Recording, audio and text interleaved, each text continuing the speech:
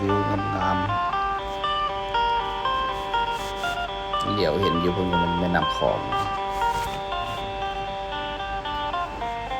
บ้านดอนเฮียง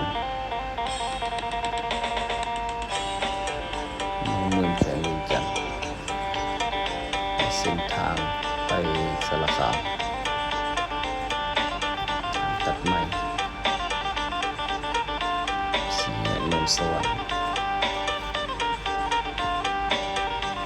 วิวน้ำไหลขึ้นจุดสูงเบิ่ง